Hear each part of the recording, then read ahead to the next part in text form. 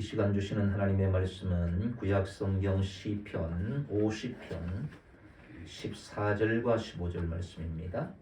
구약성경 838쪽에 있습니다. 시편 50편 14절 15절 말씀을 이화재 필사 성경으로 제가 봉독합니다.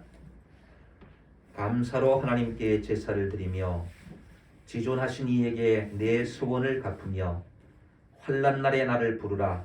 내가 너를 건지리니 내가 나를 영화롭게 하리로다.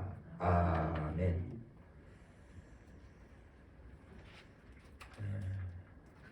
오늘 시편 50편 14절부터 15절 말씀을 중심으로 위기 극복 방법이라는 제목으로 함께 은혜를 나누겠습니다. 여러분들, 우리가 살아가다 보면 위기를 만날 때가 있습니다. 늘 평안하게 그렇게 살면 참 좋겠지만 우리 권사님들, 연세 드신 권사님들은 그만큼 세월을 살아오시면서 평안할 때도 있었지만 또 삶의 위기가 찾아올 때도 있습니다. 건강의 위기가 있을 수도 있고요.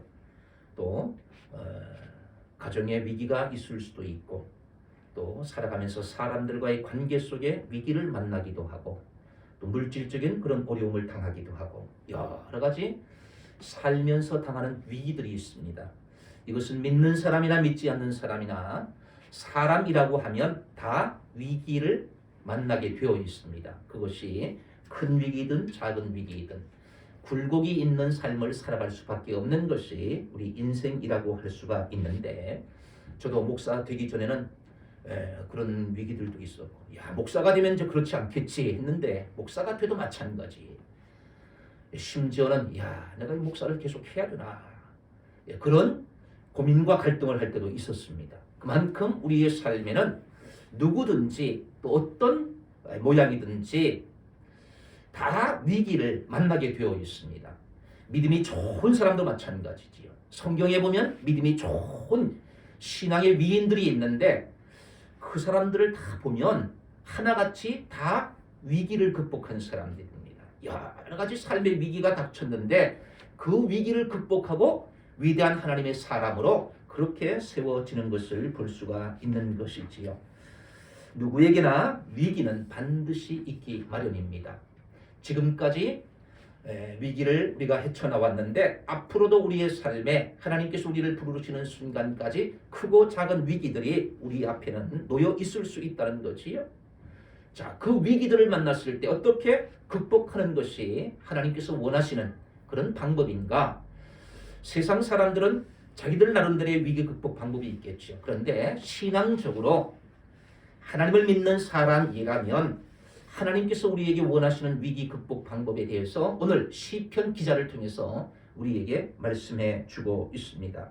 건강의 위기, 관계의 위기, 실패의 위기, 신앙의 위기, 가정의 위기, 사업의 위기, 직장의 위기, 자녀의 위기, 자, 이런 위기들이 우리에게 닥칠 때, 그때 오늘 시편 50편 기자가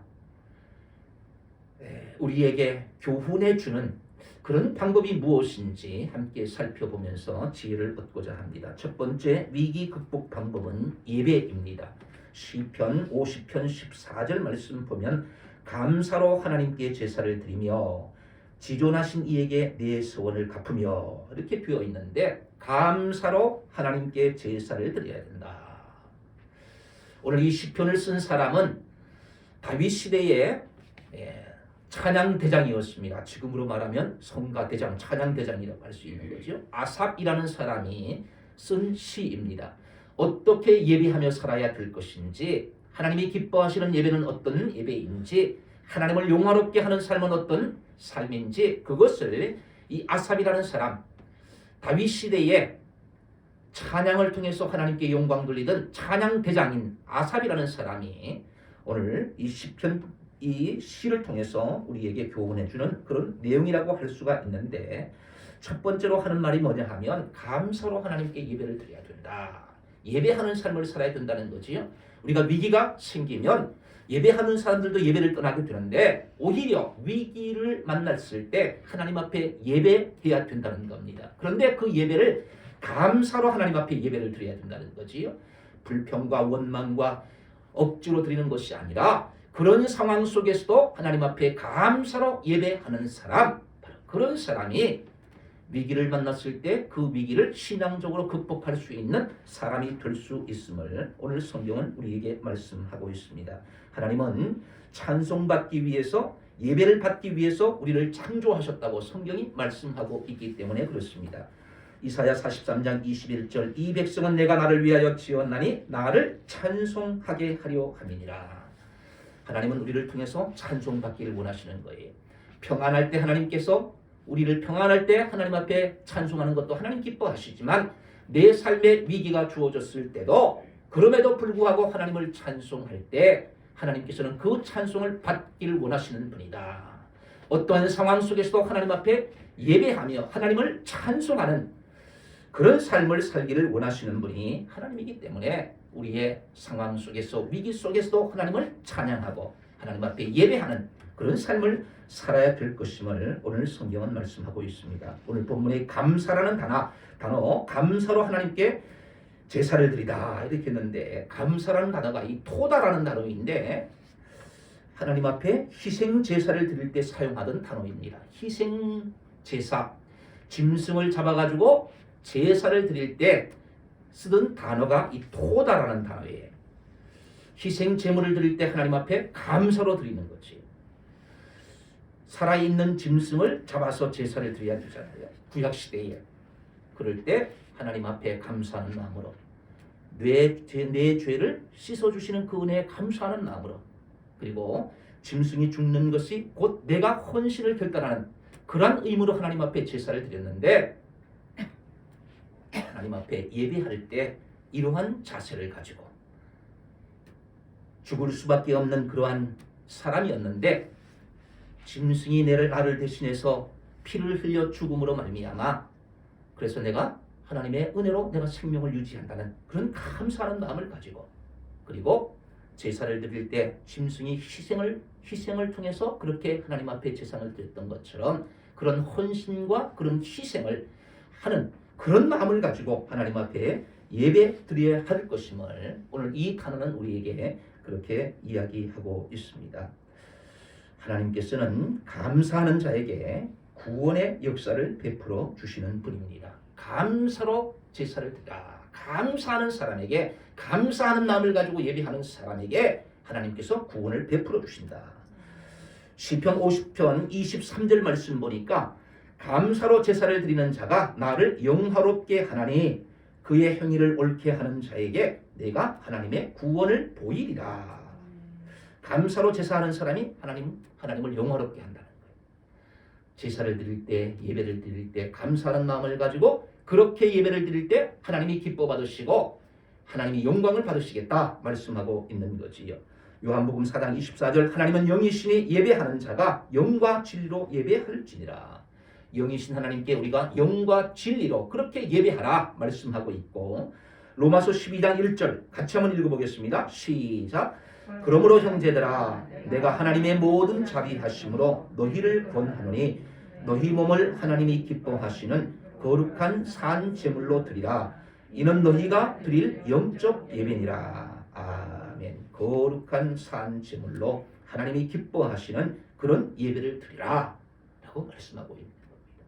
하나님은 예배를 기뻐하시는 분이에요. 영으로 진리로 우리의 감사함을 가지고 그런 마음을 가지고 하나님 앞에 예배할 때 하나님이 그 예배를 기쁘게 받으신다는 거지요. 신앙생활의 중심은 언제나 하나님께 예배하는 것입니다. 지난주에 칭송받는 교회, 하나님 앞에 예배하는 교회라고 했잖아요.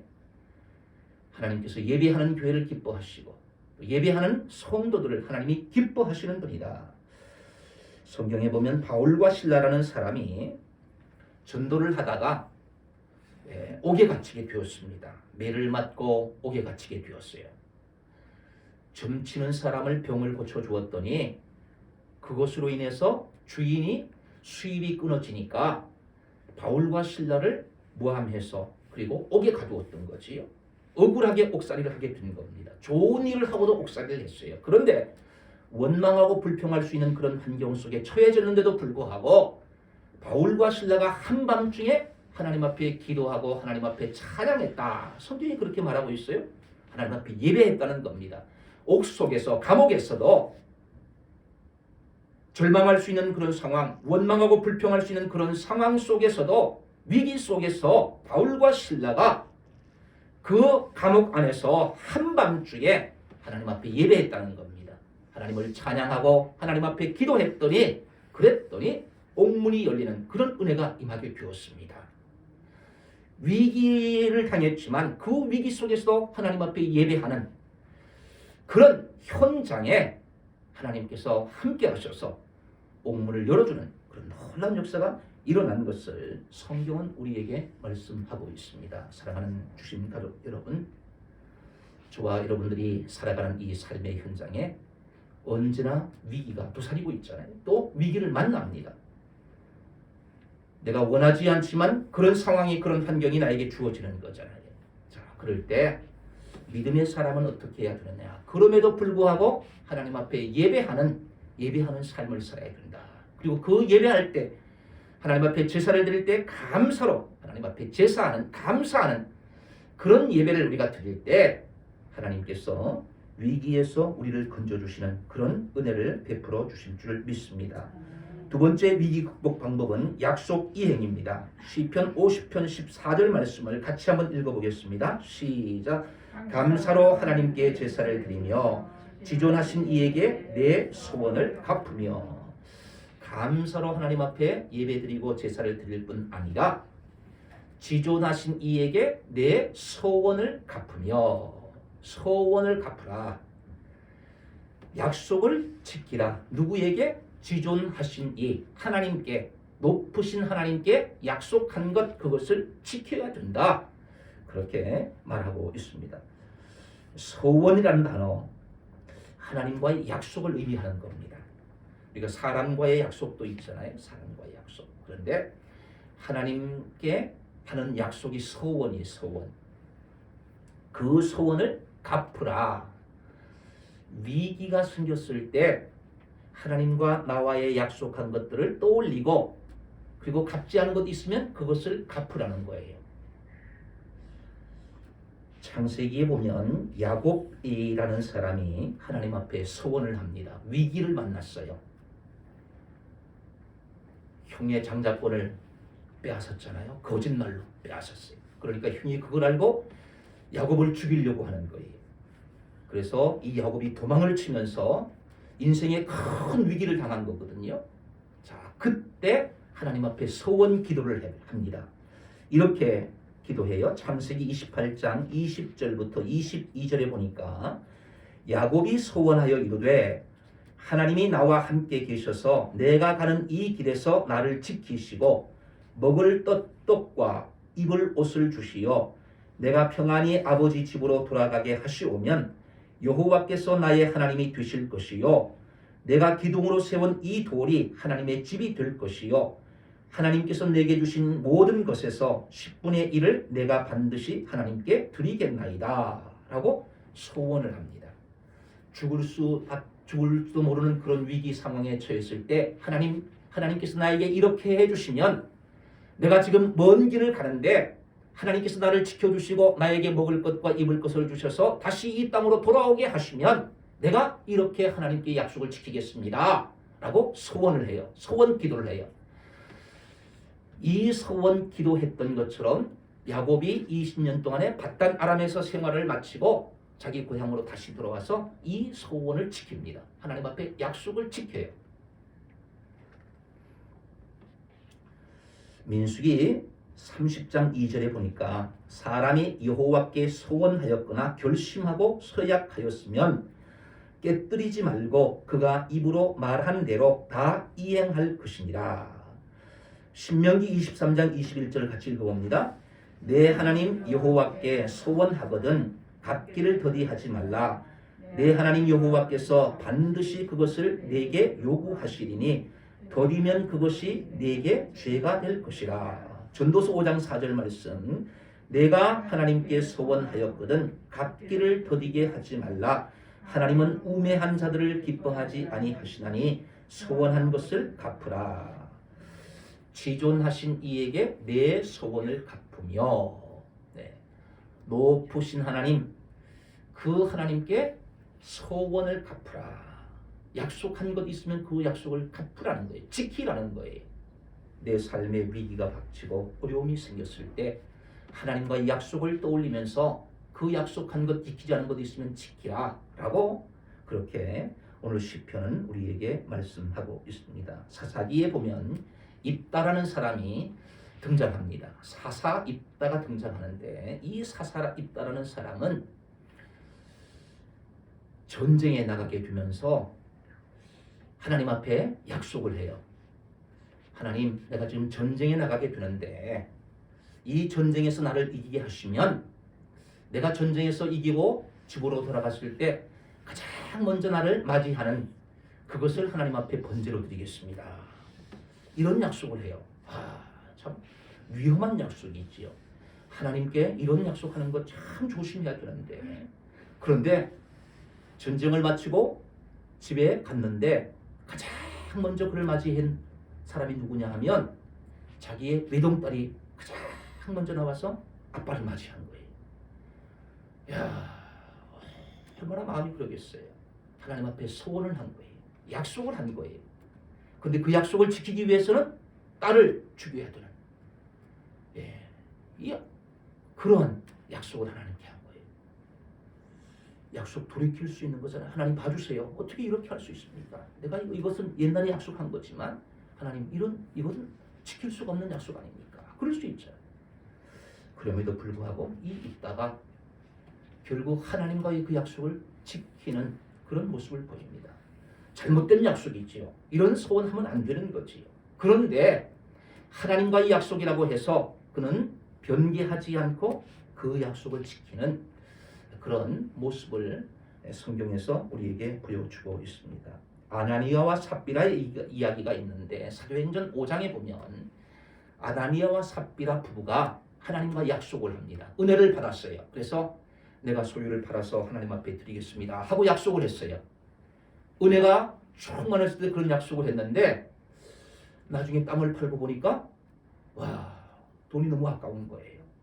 그래가지고 하나님과 약속했던 것의 절반만 드린 거예요.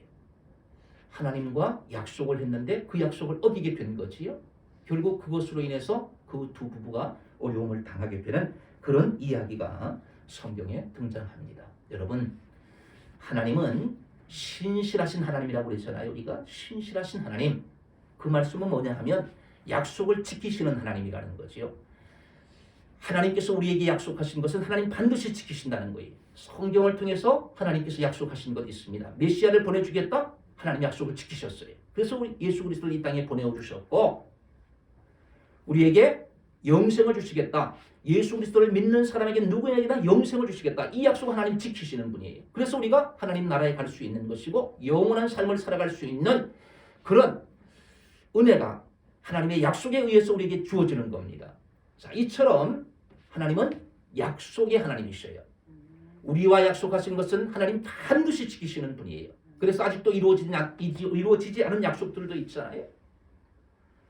예수님이 재림하신다. 아직도 이루어지지 않은 약속이에요. 자, 그 약속도 지금까지 하나님이 약속을 지키신 분이기 때문에 그 약속도 반드시 지키시고 성취하시는 하나님이시다. 우리가 이것을 믿고 믿음 생활하는 거지 않습니까? 하나님이 약속을 잘 지키시는 신실하신 하나님이라는 말씀은 우리가 하나님께 약속하신 것도 하나님은 잊지 않고 하나님이 기억하신다는 겁니다. 그것을 지키시기를 원하신다는 거죠. 왜냐하면 우리와의 약속을 하나님 지키시는 분이기 때문에 우리가 하나님께 한 약속도 하나님은 지키시기를 원하시는 거지요. 구약 성경에 보면 한나라는 여인이 나옵니다. 사무엘의 어머니인데 이 한나가 아이를 잉태하지 못하니까 너무너무 그 당시에 아이를 잉태하지 못해서 너무너무 괴로움이 있었습니다. 고통이 있었어요. 그걸로 인해서 너무너무 마음이 아파서 하나님 앞에 가서 기도하면서 소원을 해. 소원. 하나님이 나에게 아들을 주시면 내가 그 아들을 하나님 앞에 바치겠습니다. 주의 종으로 바치겠습니다. 라고 하나님 앞에 소원 기도를 합니다. 하나님께서 이 한나의 기도를 들으시고 그에게 아들을 주셔요. 그 아들이 사무엘이라는 사람이에요. 사무엘 선지자가 되지요. 그래서 이 아들을 낳아서 하나님의 약속대로 자기가 소원 기도한 대로 사무엘을 하나님의 종으로 그렇게 바치는 이야기가 성경에 나와 있습니다. 여러분, 사람과의 약속도 어기면 신용을 잃게 되는 거잖아요. 은행과의 약속, 은행에 대출을 받았으면 그 은행 날짜에 갚아야지만 신용이 있잖아요. 신용. 나중에 그 신용을 지키지 못하면 신용 불량자가 됩니다. 자, 그런 것처럼 하나님과의 약속도 우리가 지키며 살아야 되는 거예요. 그 하나님께서 우리에게 약속을 지키시는 분이기 때문에 그런 겁니다. 자, 그렇기 때문에 우리의 삶에 환난이 닥쳤을 때, 어려움이 닥쳤을 때, 위기를 닥쳤을 때 내가 하나님과의 관계 속에서 내가 하나님과 약속했던 것들을 잊어버리고 살고 있는 것은 없는지 그것을 점검하고 하나님께 이 소원을 갚는 약속을 이행하는 그런 삶을 살아갈 때 우리의 위기 속에서 하나님께서 건져주시는 그런 은혜가 있는 줄 믿습니다. 세 번째 위기 극복 방법은 기도입니다. 시편 50편 15절 말씀을 같이 한번 읽어볼까요? 환난 날에 나를 부르라. 내가 너를 건지리니 내가 나를 영화롭게 하리로다. 아멘. 사람이 사는 동안에 이 환난, 위기 누구에게나 찾아온다 그랬잖아요. 환난 날에 나를 부르라. 자, 환난을 만날 수밖에 없는데 위기를 당할 수밖에 없는데 그때 믿음의 사람은 어떻게 해야 되느냐? 불러야 된다는 거예요. 하나님을 불러야 된다는 겁니다. 하나님을 부르라는 거예요.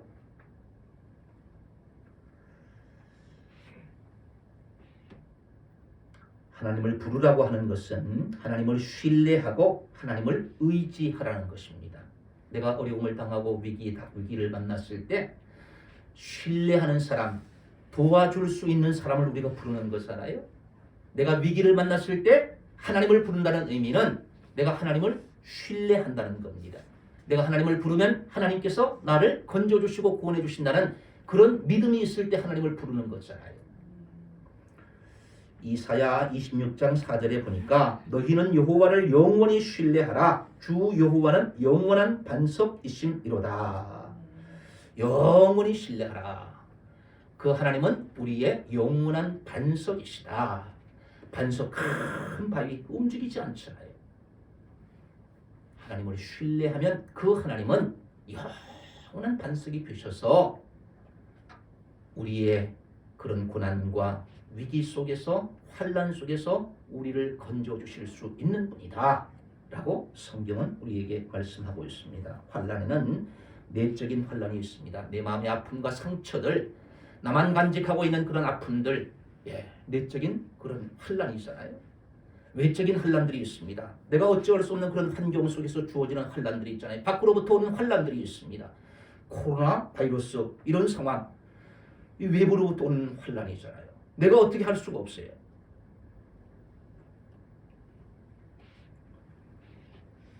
공동체에 주어지는 그런 환난들, 또 가정에 주어지는 환난들, 개인에 주어지는 그런 여러 가지 외적인 환난들, 자, 이런 환난들이 우리에게 주어질 때 그 환난들에는 원인이 있다는 것을 우리가 기억해야 되는 거지요. 환난이 오는 것은 몇 가지 원인이 있는데 죄로 인한 환난이 있습니다.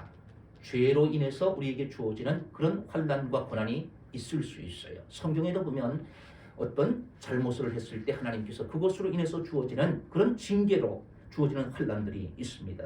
두 번째는 마귀가 주는 그런 환난이 있어요. 믿음에서 우리를 이탈하기 위해서, 하나님으로부터 멀어지도록 하기 위해서 우리에게 환난을 주고 고난을 주는 그런 경우가 있습니다. 세 번째로는 하나님의 훈련 과정으로 주어지는 환난이 있습니다. 그 환난을 통해서, 그 고난을 통하여서 내가 그것을 이기고 그것을 극복하면 믿음의 한 단계 성숙할 수 있도록 우리를 훈련하는 그런 과정으로 주어지는 환난과 고난이 우리의 삶에 주어질 수 있습니다. 하나님이 허락하시는 거예요. 네 번째로 자신의 실수로, 잘못된 판단이나 실수로 주어지는 그런 환난과 고난이 있을 수 있습니다. 그러면 여러분이 지금 겪고 있는 그런 환난들 원인은 무엇인지 우리가 한번 돌아봐야 되는 거지. 지금 세계는 코로나 사태로 환난을 만나고 있습니다.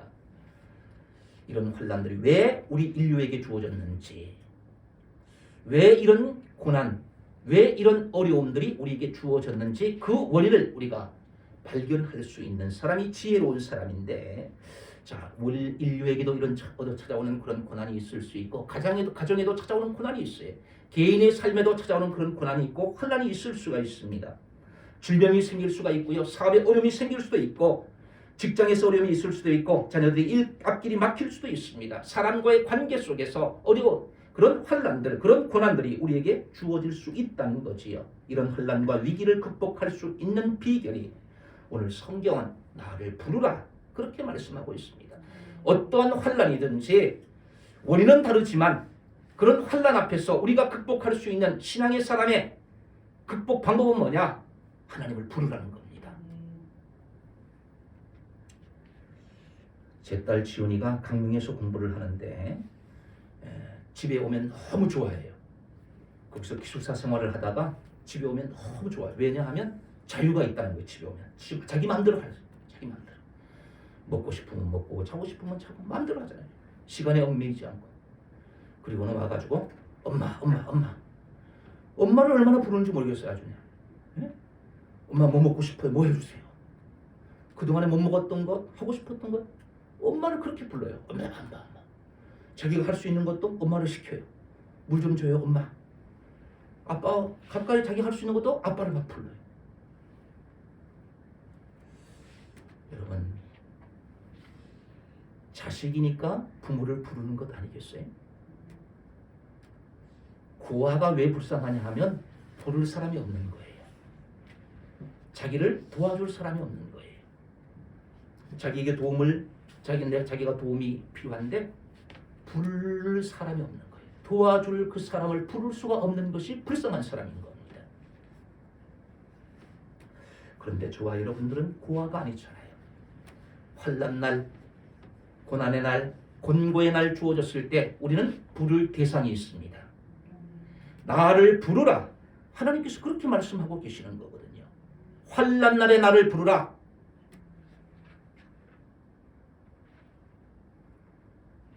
내가 너를 건지리니 내가 나를 영화롭게 하리로다.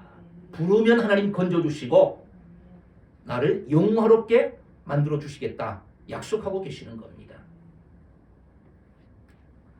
예레미야서 33장 3절 너는 내게 부르짖으라 내가 내게 응답하겠고 내가 알지 못하는 크고 은밀한 일을 내게 보이리라. 하나님을 부르면, 하나님을 찾으면, 부르짖으면 하나님께서 응답해 주시겠다. 크고 은밀한 일, 그것을 보여주시겠다. 그렇게 말씀하고 있는 겁니다. 하나님은 건지실 뿐 아니라 하나님을 영화롭게 하는 사람이 되게 하시겠다고 오늘 성경은 우리에게 말씀하고 있습니다. 하나님을 부르면 하나님이 건져주시고 그리고 하나님을 영화롭게 하는 사람으로 만들어주시겠다. 오늘 성경이 우리에게 약속하고 있는 겁니다. 질병으로 고통받고 있는 사람들, 내 삶의 여러 가지 어려움과 고난 속에서 낙담하고 실망하고 좌절할 수밖에 없는 그런 환경 속에서, 위기 속에서 있는 사람들, 자, 그런 사람들 누구나 나를 부르라. 하나님 부르면 되는 거예요. 하나님 건져주시고 하나님 영화롭게 해주신다. 하나님의 약속이기 때문에 그런 겁니다. 성경은 이렇게 또 말씀합니다. 시편 34편 6절 말씀에 보니까 이 곤고한 자가 부르짖음에 여호와께서 들으시고 그의 모든 환난에서 구원하셨도다. 곤고한 자가 부르짖으면 하나님이 들으시고 모든 환난에서 우리를 구원해 주신다. 성경이 분명히 우리에게 약속합니다. 야고보서 5장 13절 너희 중에 고난당하는 자가 있느냐? 그는 기도할 것이요 즐거워하는 자가 있느냐? 그는 찬송할지니라. 고난당하는 자, 환난당하는 자 있으면 기도하라고 오늘 성경은 우리에게 반복하여서 말씀하고 있습니다.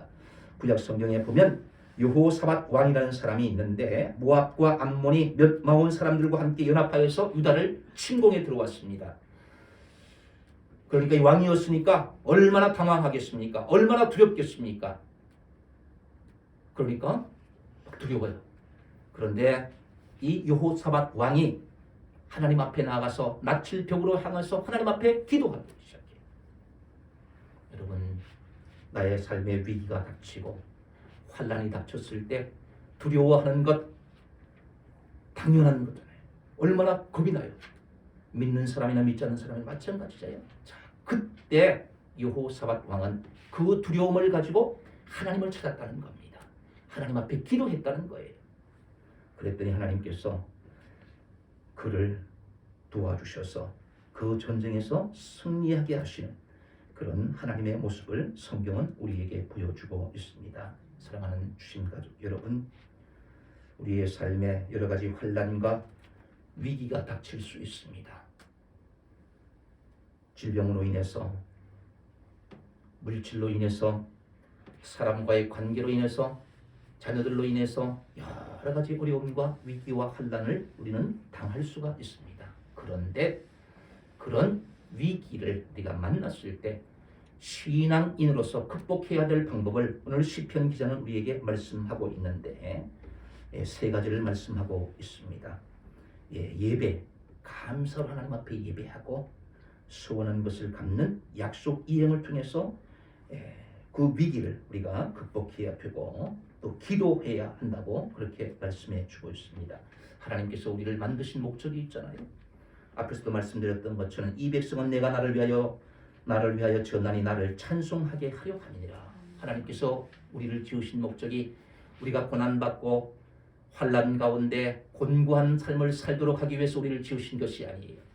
하나님께서 우리를 통하여서 찬송받으시고 영광받기 위해서 우리를 지으셨다고 말씀하고 있기 때문에 그 고난과 그 환난을 딛고 마침내 구원받고 하나님을 영화롭게 할 수 있는 그런 사람으로, 그래서 우리가 하나님을 영광 돌리도록 하나님을 찬송하도록 하기 위해서 우리를 지으셨다고 하나님께서 말씀하셨기 때문에 우리가 먹든지 마시든지 무엇을 하든지 하나님의 영광을 위해서 그렇게 할 때 하나님께서 모든 환난에서 우리를 건져주시고 우리를 영화롭게 하시는 그런 하나님의 영광의 도구로 쓰임받게 하시는 그런 삶으로 우리를 하나님이 세워주시고 인도해 가신다. 그런 믿음을 가지고 여러분들 환난 속에 위기 속에 있다 할지라도 낙심하거나 절망하지 마시고 오늘 주시는 말씀을 기억하면서 승리하시는 저와 여러분들 되시기를 주님의 이름으로 축원합니다. 기도하겠습니다.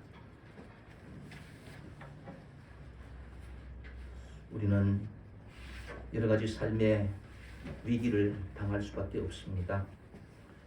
약하기 때문에